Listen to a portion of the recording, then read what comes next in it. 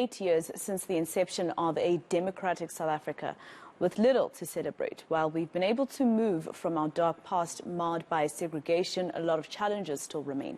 Unemployment, inequality and service delivery loom large. On this Freedom Day, we investigate and measure freedom in South Africa. To speak to us, we're joined by the CEO of the Nelson Mandela Foundation, Sello Hatang.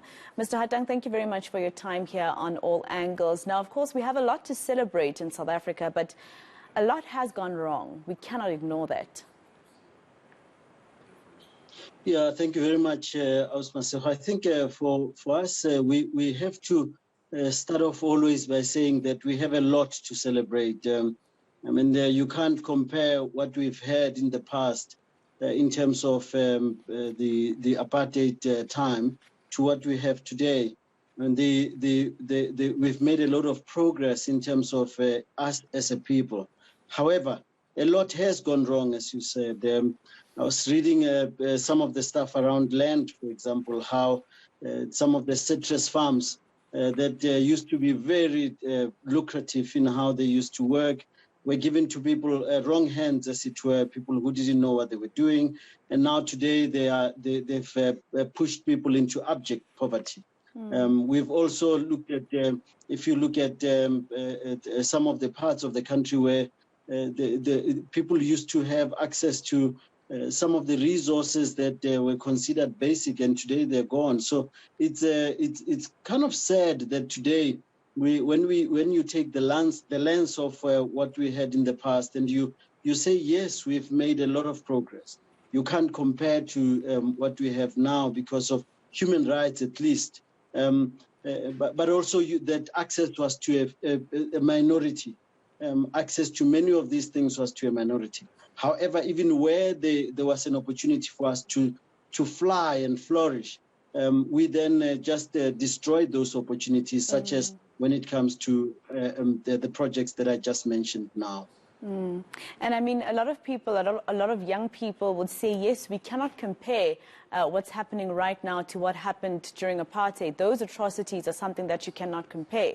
But there are some people who would say, but it's this government, for instance, these leaders that we've put into power who made us so many promises and are now, at least not all of them, but some of them are now enriching themselves instead of doing things that benefit everybody. You know, Masego, one of the reflections by Madiba in 1998, October 1998, he was writing what was going to be a sequel to Long Walk to Freedom. And in his notes, he notes that one of the sad challenges, unfortunately, faced by erstwhile freedom fighters is that they tend to then turn their backs on the people they were and the objectives that they were, noble objectives he calls them, that they were fighting for, and they turn against people because they then tend to enrich themselves because they've been seduced by capital. I think that seduction, we can see it having happened, that power seduces, and that seduction then leads to people then forgetting why they were put in power and in office in the first place, that they then also forget why they needed to be working hard to make sure that the very constitution that we praise daily becomes a lived reality for many. You're right in saying that for young people, they would say, yeah, but the rights that you're talking about, we kind of see them in paper, because when you are unemployed, you have the levels of depression that we have in our country, where Gauteng, for example, has figures that are crazy in terms of suicide. And one of the reasons that's given is that people not only lost their jobs due to COVID, but that they've lost hope, and they don't see themselves being able to thrive under these conditions. So it can't be right that we then expect young people to be understanding all the time. And the call for our leaders, including myself, by the way, is to always not just try force people to understand that this is where we come from, therefore be appreciative. And the question then that gets asked every time is, until when do we always have to be appreciative of the past that you managed to then fight against, but the future doesn't look good. It looks very bleak. And that's why for us, Masego, for Mandela Day this year, the theme is around making sure that you do what you can with what you have, where you are.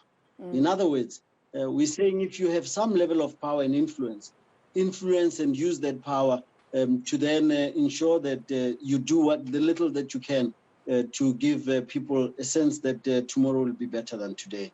And unfortunately, that's where we are as a nation. When it comes to issues of racism, we're still struggling a little bit. When it comes to issues of gender-based violence, it's still a struggle. Now you see even the struggle that we faced just fighting resources with non-nationals.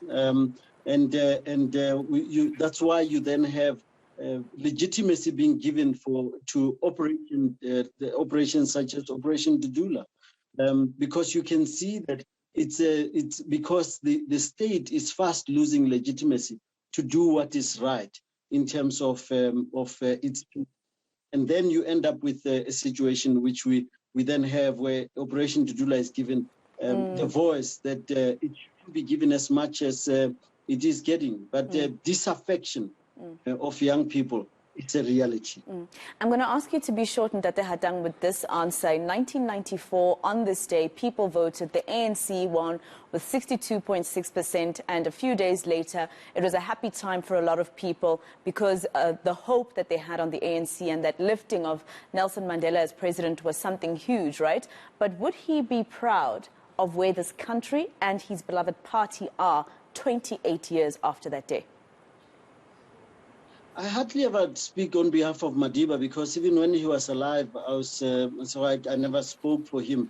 I think at the moment, even focusing just on us as a people, those who sacrificed their lives, whether it be Chris Hani, Ruth Mompati, all those kind of people of that ilk, Ruth First, and these are people that will look back and say, this is not what we fought for. And I'm hoping that we will pull ourselves out of where we are at the moment, because this level of disaffection cannot be allowed to continue. Otherwise, it's a recipe for disaster for our country. Exactly. Thank you very much for speaking to us. That was Sello Hatang. He's the CEO of the Nelson Mandela Foundation.